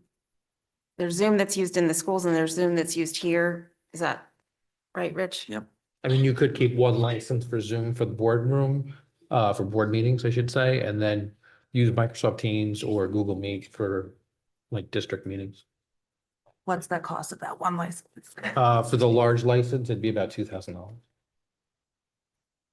So you could reduce it by 15 instead. Yeah, I'd be fine with that. Okay. All right. Yes, Dave. No, I just, point of clarification, is that the reduction doesn't have a second, so are we doing a sub within a sub? Do we need a second for that to move We need a forward? second for that to move forward. Yes. A are second you- to reduce it by 2,000? I think you said it would go to 2,000, so it'd be. Oh, 15. just to do the Board of Ed You'd license. still have the We need Board a of Ed. second for I that. mean, I'll second. keeping in mind, we've already cut it 10%. Yeah. So this is on top of On the top of that. 10%. Mhm. Okay. Okay, so Robin seconded that. Any discussion? Any further discussion? All right, all those in favor? That is Greg, Robin. All those opposed? That is Joanna, Dave, Katie, Jill, Dennis, John, Sarah. Motion fails. Okay. What else you got? So now we're 17.5 on the table. Yep. Now 17.5 on the table. Okay, thank you for that. All those in favor? Okay, Greg, Dave, Robin, all those opposed? Joanna, Katie, Dennis, Jill, John, Sarah. Okay, what else?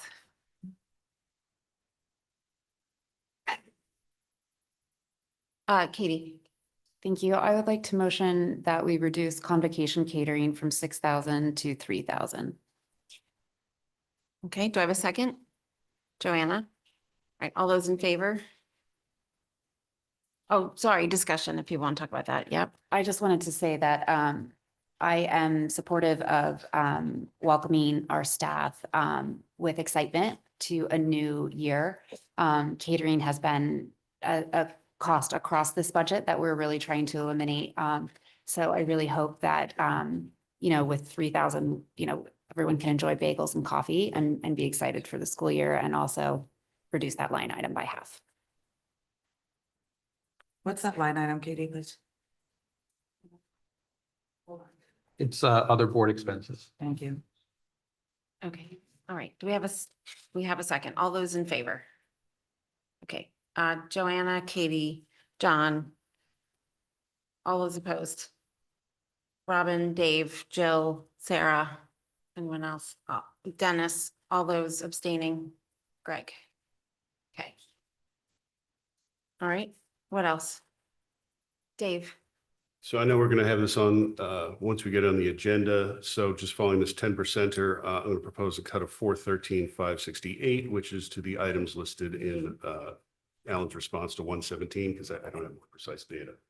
413,168. Correct. 439.68, sorry. $413,568. And this is responsive to what?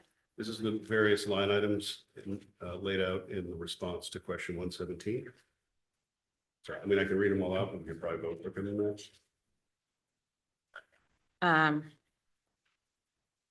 10%. I think you'll need to read what you mean, yes, because there's more items than that. Yeah.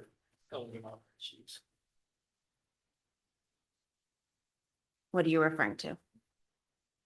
In Alan's response to question 117, it's a question that's the DEI. Mm-hmm. And then we laid out in a number of items.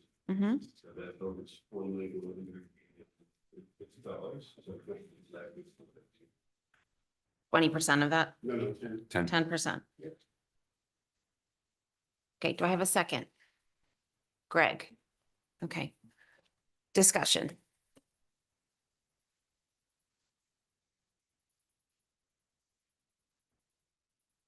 Okay, all those in favor? Okay, that is Dave and Greg and Dennis. All those opposed? Joanna, Katie, Robin, Jill, John, Sarah. Okay, motion fails. All right, what else do we have?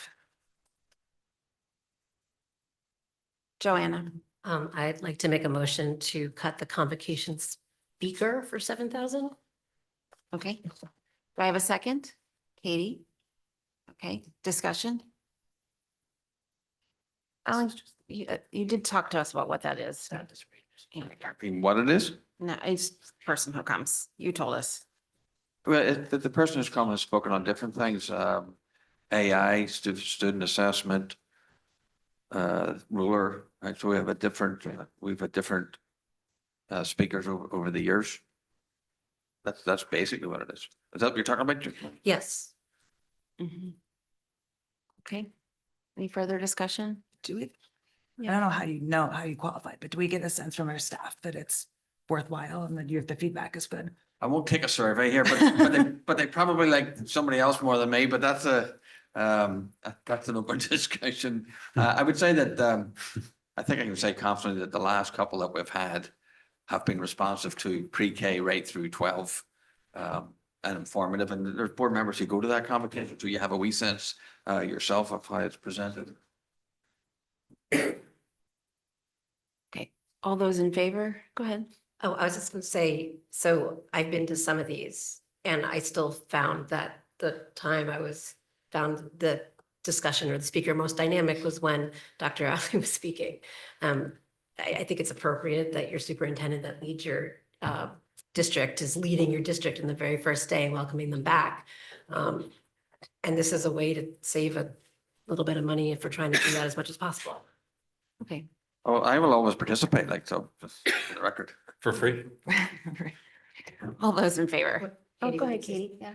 I just wanted to echo Joanna's comment, having attended these as well, and seeing the talents of our staff on display also is kind of invigorating. We have musicians amongst our staff and teachers, we have drama, and I think that with some creativity, we could really develop a nice kind of showcase of our internal talent.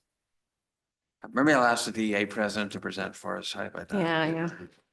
Yeah. I actually think this is probably something, yeah, yes. Barry, you ready for some tap dancing? Might be a good thing to talk to the Reese Fund or the Harrington funds about, if that's something the board wants to pursue. So, all right, all those in favor?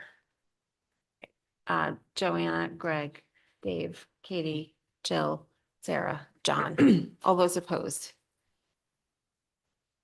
All those abstaining? Robin and Dennis. Okay. All right. Yes, Dave, Oh, I was going to put one up. go ahead. So restoring the cut to the half school security officer is various 3 different line items, total 63,816. Okay.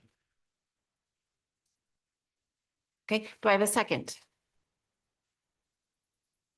No second. Okay.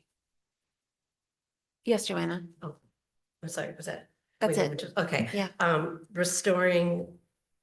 Was the campus monitor taken out of the package? So I'd It like was to. in the package. It was in the, so it's no longer. It's cut. It's cut. Okay, Yeah. I would like to propose adding that back in or make a motion to add that back in. I would at least like to have a discussion about it. Second. So I think that we're down, like, this would make the third campus monitor, we're down over the past several years. And I just wanted to really understand how that affects the day-to-day safety and security of the school. I know there's an SRO there, but one of the reasons that we put SSOs in at the elementary schools was because SROs can be called away. And it's also my understanding they have like curriculum and programs that they also work on as well. So what is the real impact of, also the Oval is a open public road. You have a lot of new drivers there. I just want to get the full sense of what the real impact is now that we would be down 3 from where we started a couple of years ago. Well, I feel, but this one particularly at the high school, you'd be a wee bit thinner on the ground. That's true because you're splitting less people, right? And that particular campus is an open campus, as you know. So we would be deferring to some of the administration and so on to be out and about more and coverage. This at the request that was made, this was a recommendation coming from the director of security who's supporting this. So I wouldn't do it if he wasn't supporting it. I don't feel it's compromising the safety of our students. I don't feel that at all, and making the recommendation. Yes, it's a wee bit thinner, and we'll have to do different coverages and reassign some people and do it a little bit differently. But we still have people at the front door. We still have people who can cover the various areas. So that's the description. We still have, don't forget, we still have the model in place. The campus monitors at the front doors, and I feel that our schools are safe, as safe as any other schools for sure. I mean, the campus monitor that we removed from Middlesex, I have to say, drop off, at least in the morning, because I dropped off my own child every day last year and this year, and it is significantly more treacherous than it was last, with one less person, because there's no one that's necessarily standing out there every day the whole time. So, knowing how crazy the Oval can get, that's why I was asking this question. Okay. All those in favor? Joanna, All those opposed? That is John, Sarah, Jill, Dennis, Robin, Dave, Greg, all those abstaining. Katie. Okay, motion fails. Okay, any other changes? Yes, Katie. I'd like to make a motion to eliminate from professional development account 25003 in the amount of $7,100, Holly Clark as a consultant. Okay, is there a second? Greg? Okay, discussion? Can I just get clarification what Holly Clark does? She's an AI, she does AI. Actually, she's actually been working most recently with all of our talented and gifted teachers. This is their professional development. Our kids in the talented and gifted program are the kids who should be utilizing this and so on. So she's been working with them directly on lesson development and instruction in the classroom. I mean, we want to be on, I won't get into defending a lot of these, but you want to be on the cutting edge of some of this stuff, but I recognize that's what we're faced with. But those are some of the implications. All those in favor? Greg, Dave, Katie, all those opposed? John, Sarah, Jill, Dennis, Robin. All those abstaining? Joanna. Okay. All right, anything else?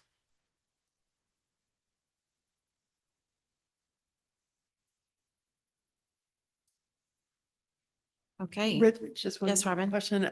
Where do we stand right now? What is the number we're at, Rich? So we're slightly higher. It's 4.92 or 125,762,223. How did it go up? I had 30 instead of the 35 for intramurals.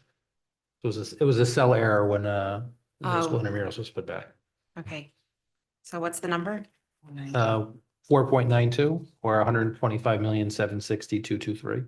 762. All right. Any other? Greg? Just propose in a similar vein, just for discussion purposes, Ellen Tucker, Tuckner, the consultant. Okay, do you have a second? Dave? Okay, discussion? Can we just get a little bit more clarification on what she does? So again, she's working with school-based teams. One of the things she's working with is our school-based teams, as we think about K-3 literacy and strategies to support the fact that we need all students reading and being really, really strong decoders by the end of second grade.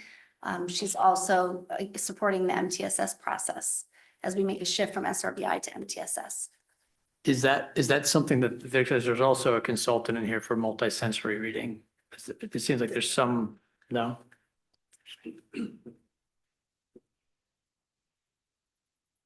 No, her work is not in the area of multisensory reading. Meaning that they're two separate things? Yes. And that's a separate line item. That's the 40,000 we've asked for, the RC 24.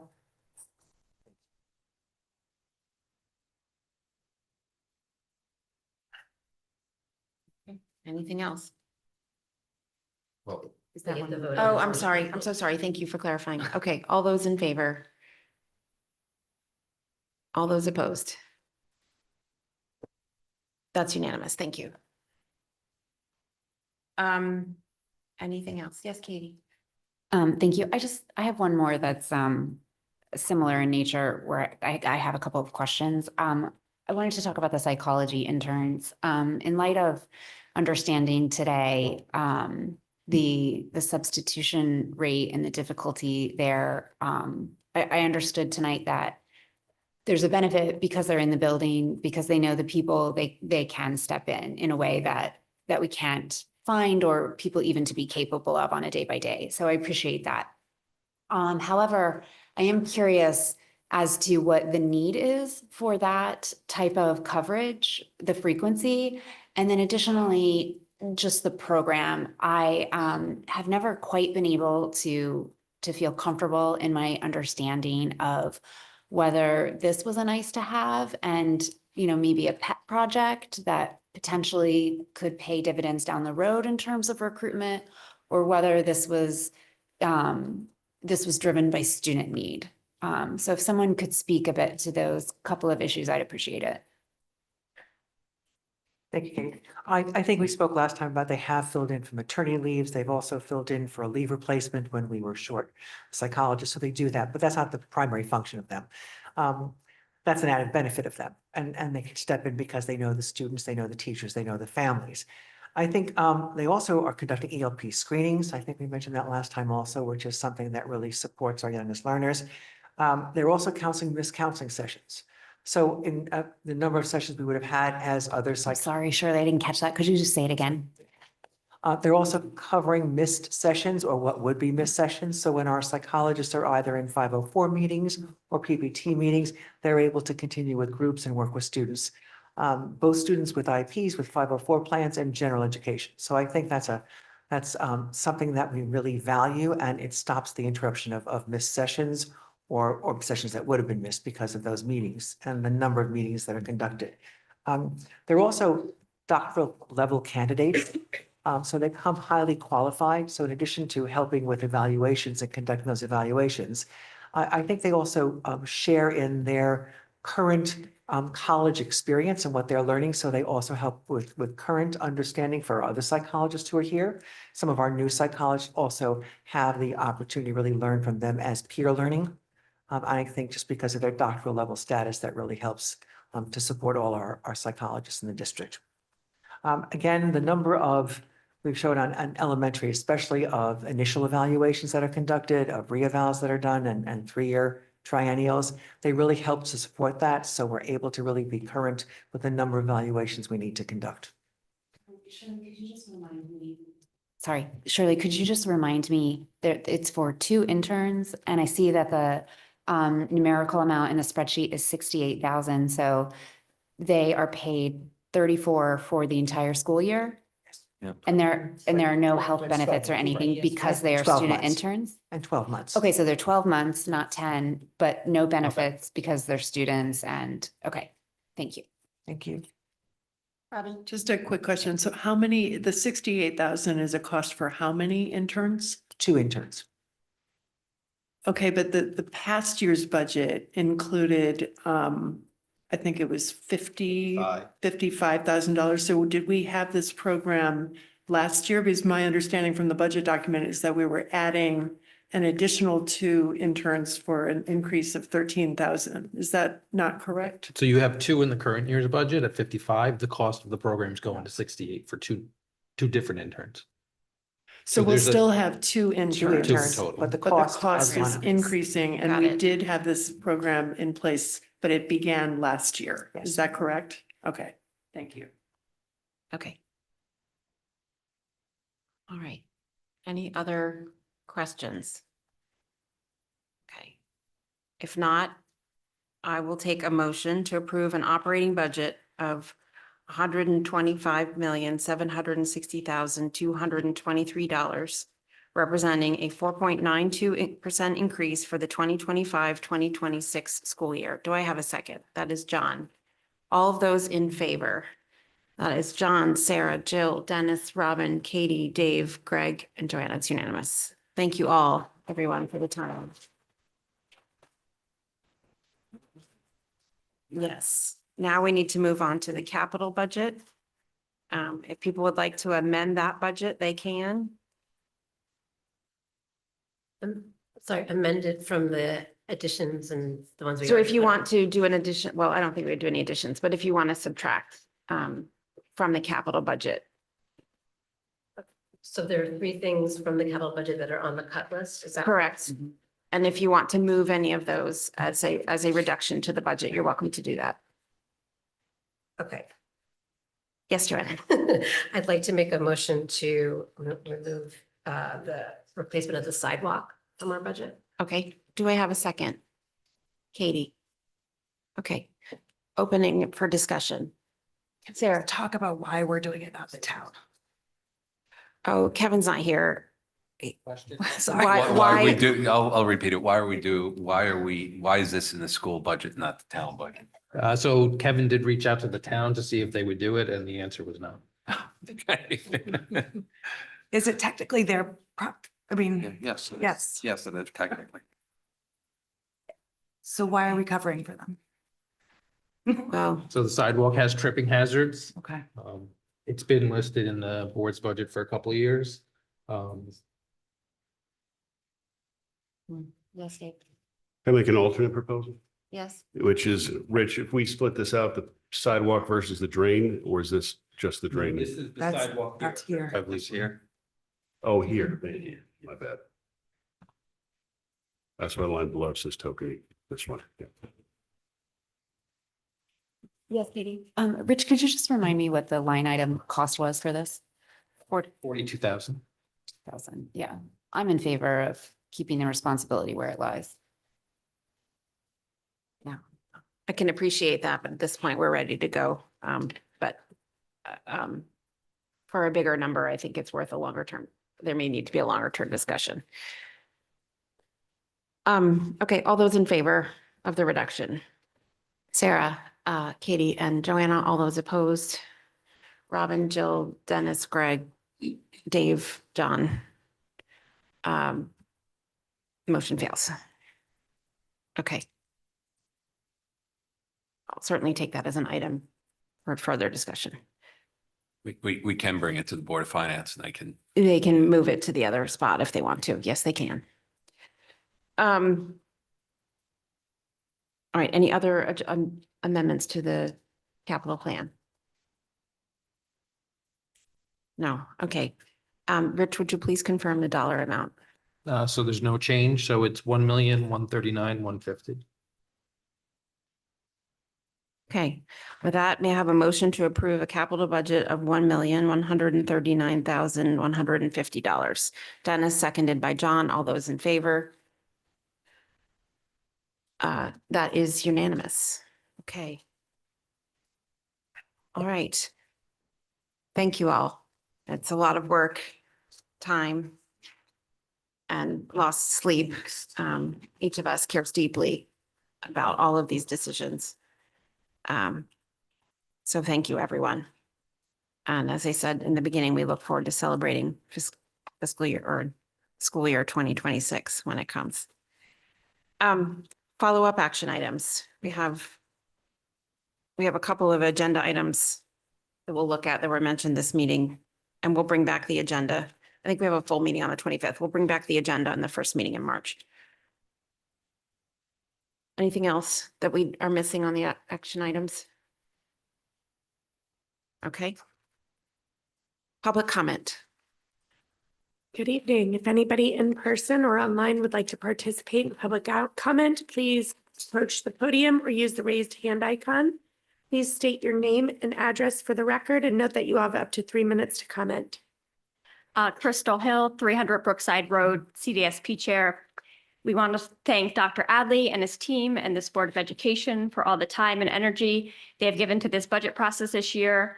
I know that you have received a high volume of parent input this season, both via email and public comment. Thank you for giving our community members the opportunity to express their viewpoints.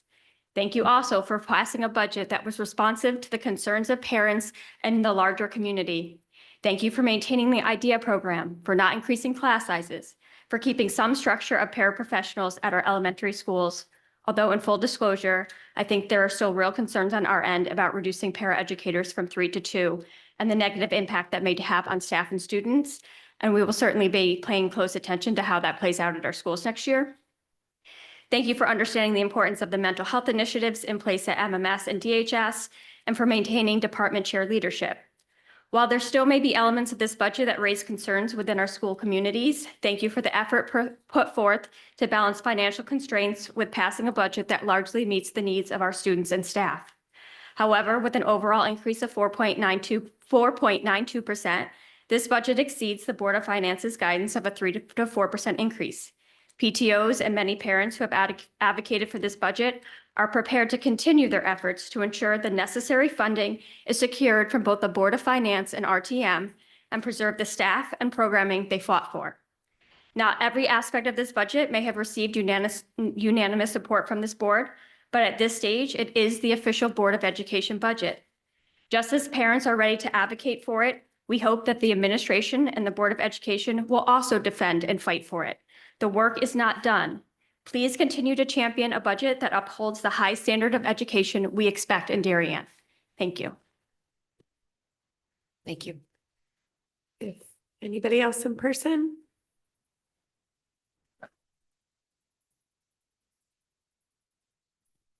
Laura Pesh Gray, 11 Parsons Walk. I know the team structure has been not touched and not cut, but several years ago, I was told that there's another type of team model that might be much less expensive. It's called the house model, and it's very in line with what we do. Actually, it has students in different houses. So it sounds like I have no idea. I looked this up today. I know it was proposed many years ago, but I never really I was not here when that was proposed to the two principals ago, Shirley, for MMS. And I just thought if we could look at this model and bring the Paris back, I know you voted on this already, but if this is similar and less expensive, maybe we can reevaluate the 5 Paris. Thank you. Thank you. We have no raised hands at this time. Okay, with that, I'll take a motion to adjourn. This is Joanna, seconded by Greg.